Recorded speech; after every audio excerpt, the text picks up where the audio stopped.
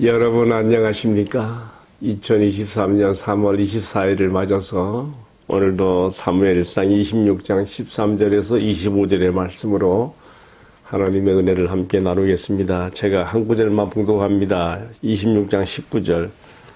원하건대 내 주 왕은 이제 종의 말을 들으소서. 만일 왕을 충동시켜 나를 해하려 하는 이가 여호와시면 여호와께서는 재물을 받으시기를 원하나이다마는 만일 사람들이면 그들이 여호와 앞에 저주를 받으리니 이는 그들이 이르기를 너는 가서 다른 신들을 섬기라 하고 오늘 나를 쫓아내어 여호와의 기업에 참여하지 못하게 함이니이다. 아멘. 오늘 말씀 전체 내용 가운데서 좀 난해한 부분이 19절인데요. 제가 이 말씀을 중심으로 여호와의 기업에 참여하는 자라는 제목으로 말씀을 나누겠습니다.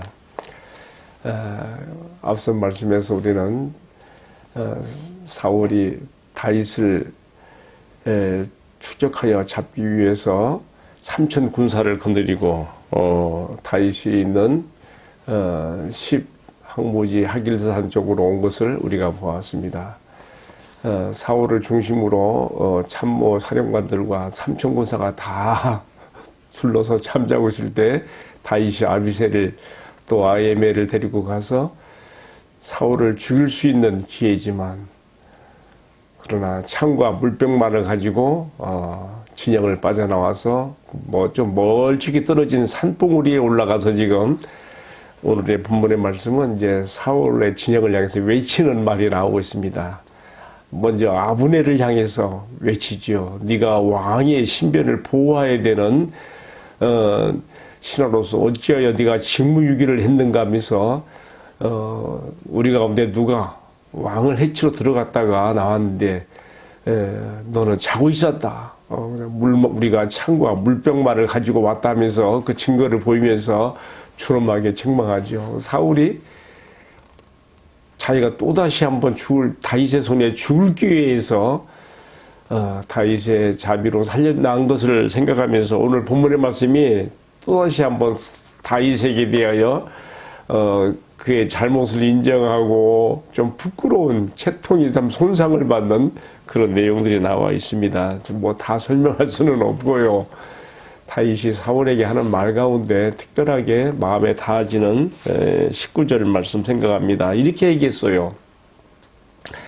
만일 지금 왕이 이렇게 나를 추적해서 죽이려고 하시는데 이처럼 왕을 충동질해서 나를 해하려고 하는 이가 여호와 하나님이시라면 여호와께서는 재물을 받으시기를 원합니다마는 만일 그게 아니고 사람들이라면 그들이 여호와 앞에 저주를 받으리니 이는 그들이 이르기를 너는 가서 다른 신들을 섬기라 하고 오늘 나를 쫓아내어 여호와의 기업에 참여하지 못하게 함이니이다. 이렇게 말했어요. 여기서 이제 우리가 이 난해한 구절을 좀 파고 들어갑니다. 여기서 다윗은 사울이 자신을 죽이려고 그토록 추적을 멈추지 않는 이유로서 두 가지 가능성을 열어놓고 이야기해요. 첫 번째는 만일 하나님께서 사울 왕의 마음을 격동하고 충동질시켜서 지금 다윗 자신을 죽이려고 한다고 한다면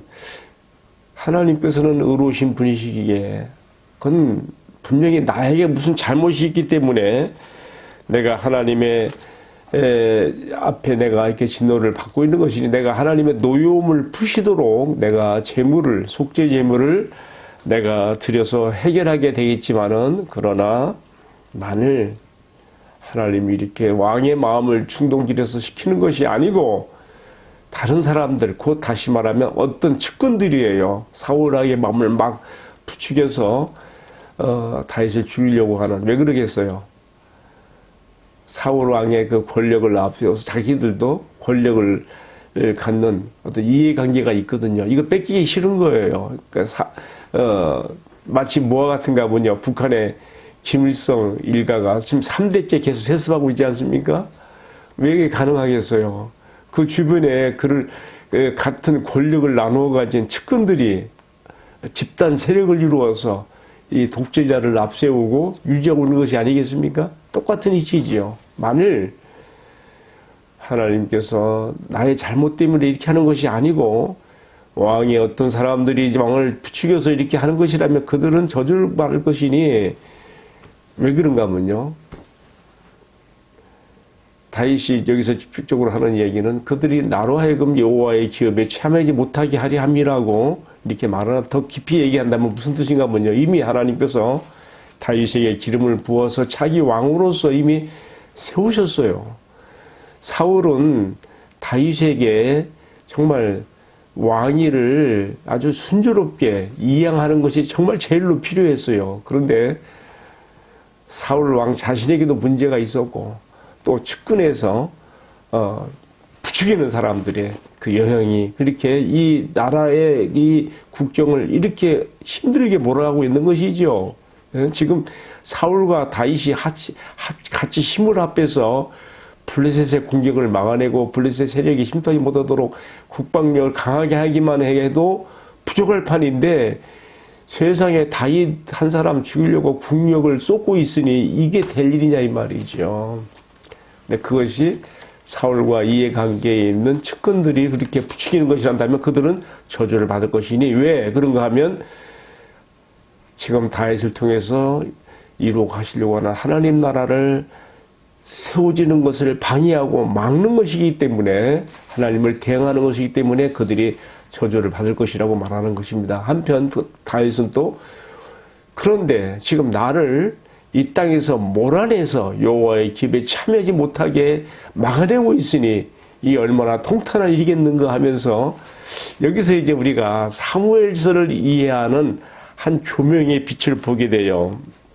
그건 뭐냐면요, 지금 다윗과 사울 사이에 서로 이 갈등 관계, 갈등 구조는요, 단지 권력 싸움이 아니라는 거예요.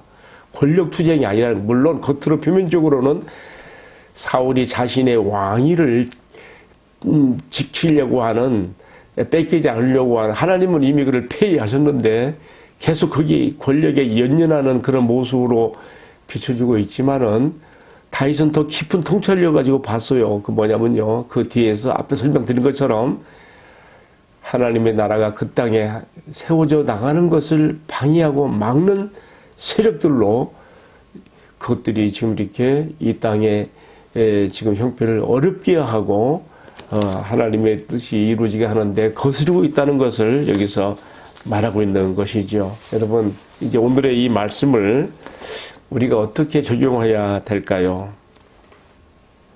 하나님께서 원해서보다 백성들이 원해서 세워진 왕 사울은 하나님의 나라로서 이스라엘을 이해하는 통찰력이 없습니다. 뿐만 아니라 그 주변의 측근들, 사울의 권력을 이용해서 함께 부귀영화를 누리고자 하며 계속해서 집단 세력을 이루고자 하는 그 사람들 역시 이 하나님의 나라로서 이스라엘에 대한 이해가 없기 때문에 눈앞에 자신들의 이익에 급한 나머지 오히려 하나님의 나라로서 이스라엘을 세워가는데 거침돌이 되고 있다는 말이죠. 여러분, 우리가 여기서 무엇을 배워야 됩니까? 저는 사무엘서 묵상을 이렇게 하게 되면서 오늘 아침에부터 매우 끙끙거리면서 고민을 많이 했어요.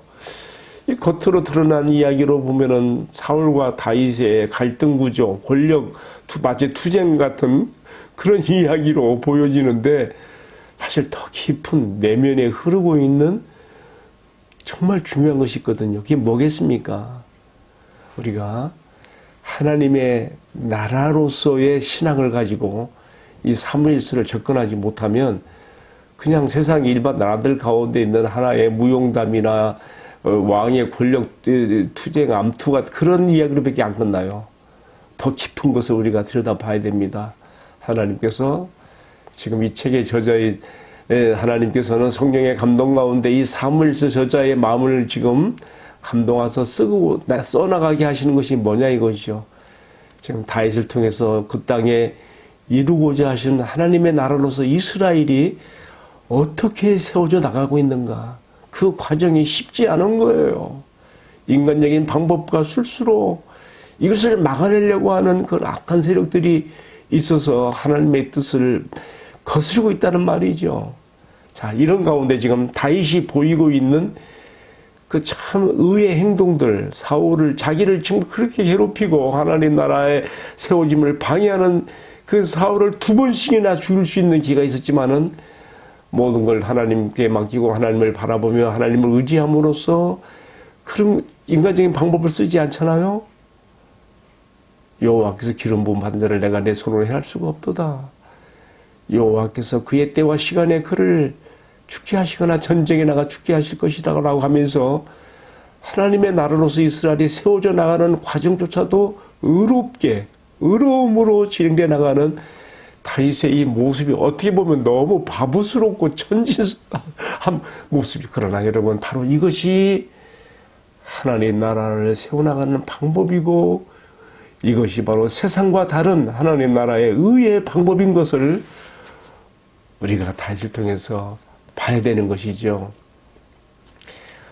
우리는 사무엘서를 통해서 2가지를 생각해야 돼. 하나는 하나님께서 지금 어떻게 하나님의 나라로서 이스라엘을 그들의 조상 아브라함 때부터 약속하신 그 가나안 땅에 세워나가고 계시는가. 사사시대를 마감하고 이제 왕정시대에 들어와서 하나님이 원해서보다 백성이 원해서 세워진 왕 사울로 인해서 정말 너무나 힘든 40년 세월이 지나간 가운데 어떻게 하나님께서 그 가운데서 그 마음에 합한 자 다윗을 통하여 세운 이스라엘이 이루어지도록 하나님 어떻게 또 역사에 나가시는가. 우리가 하나님 나라가 세워져 가는 과정을 봐야 되는 것이고, 또 한 가지는요, 그 가운데서 다윗이 보인 행동들, 의의 행동들, 하나님의 그러한 의와 그 사랑의 힘으로 모든 그 현실을 극복하고 인간적인 방법을 쓰지 않으며 이겨나가는 그 모습에서 우리가 배워야 될 것이 있는 것이죠. 오늘 다윗을 통해서 이어져 나가는 하나님 나라가 얼마나 어려운 과정과 진통을 겪었는가를 보면서 바로 다윗의 위를 이어서 우리에게 오신 예수님께서 이 땅에 오셔서 바로 그 나라를 이 땅에 세워나가실 때에, 그래서 첫 일정이 뭐였어요? 회개하라, 하나님 나라가 가까이 와 있느니라. 하나님의 통치가 이제 시작된다는 말이에요. 그 나라의 왕이 왔어요. 그 나라의 왕이 왔어요. 그러나 얼마나 많이 다윗이 대접을 받은 것처럼 얼마나 많이 예수님이 당시에 정말 백성의 지도층이라 하는 서기관, 바리새, 종교지도자들에게 얼마나 많은 고통을 당했습니까? 예수님의 지상사역과 십자가가 그런 과정을 보여주는 것이죠. 그리고 예수님이 부활하심으로써 이 나라의 기반을 든든히 세우시고, 오늘 그 싸움은 이제 우리 교회의 머리가 되신 예수 그리스도의 몸된 그의 백성된 우리 교회를 통해서 우리가 지금 이루어가고 있는 것입니다. 그때 우리가 이 세상에서 어떤 모습을 가져야 되겠습니까? 다윗과 또 그가 이루어가는 그 나라가 보여주는 그 모습, 예수님 보여주시고 증명하신 그 모습, 그리고 예수님께서 산상순에서 증명해 주신 바로 그 모습, 그 방법, 그것은 선으로 악을 이기며 의의 실천과 행동으로 나아감으로써 세상이 감당할 수 없는 하나님 나라의 능력과 힘으로 사랑으로 승리하며 나가는 바로 그 길을 다윗이 갔고 예수님이 가셨고 우리도 그 길을 따라 가야 한다는 것을 이 사무엘서의 말씀을 통해서 마음 깊이 받아들이게 되는 것입니다. 다윗은 너무너무 갈망했습니다. 하나님의 나라로서 그 이스라엘, 하나님께서 새초부터 새말까지 그의 눈을 두고 보시는 조상 때부터 약속하신 그 땅 이스라엘에 세워져가는 하나님의 나라로서 이스라엘을 이해했어요. 하나님께서 왕이 되셔서 통치하시는 그 나라의 기업에 참여하는 자로서 다윗은 갈망을 가졌습니다. 그러나 이제 사울과 그 측근들이 다윗을 여기서 또 배제시키려고 하고 몰아내려고 했던 것이죠. 오늘 바로 그런 점들이 제가 봉독했던 난해 구절로서 19절에서 잘 설명이 되고 있는데요. 자, 이제 오늘 말씀을 마치겠습니다. 여러분, 하나님께서 우리를 구원하시고 하나님의 나라에 백성 되게 하시고 흑암의 왕국에서 빛의 왕국으로 옮기신 것은 이유가 있습니다. 그냥 구원받고 끝나는 것이 아니라 이 죄악 세상 가운데 마귀가 지배하는 악한 세상 가운데 다윗이 그 하나님 나라를 세워가는 그 과정에서 그 많은 고통과 시련이 있었지만은 그 가운데서 의의 실천의 방법으로 하나님 나라의 능력을 나타내 보인 것처럼 우리도 그러한 삶을 살아가라고 세상에 감당할 수 없는 하나님 나라의 능력과 사랑으로 이 나라의 일꾼됨을 백성됨을 보여서 세상으로 하여금 하나님 앞에 돌아오게 하고 굴복되게 하는 일에 너희가 쓰임 받아야 된다는 것을 오늘 이 말씀을 통하여서 마음 깊이 새깁니다. 같은 은혜가 이 말씀을 시청하는 성도님들에게도 함께하기를 축복합니다. 기도하겠습니다. 사랑하시는 주님, 사무엘서를 통해서 보여주시는 주님의 나라와 또 다윗의 길을 통하여서 우리들도 이 나라를 잘 이해하고 또 이 나라가 세워져가는 과정으로서 우리가 세상에 감당할 수 없는 의의 행동으로 사랑과 능력으로 이 나라를 잘 받들어갈 수 있도록 은혜를 베풀어 주옵소서. 이 모든 말씀을 우리들의 존귀하신 주님 예수 그리스도의 이름으로 기도하옵나이다. 아멘. 예, 감사합니다. 오늘도 박혜동 묵상 데스크에서 함께 해주신 모든 분들 감사합니다. 주님의 사랑으로 사랑합니다.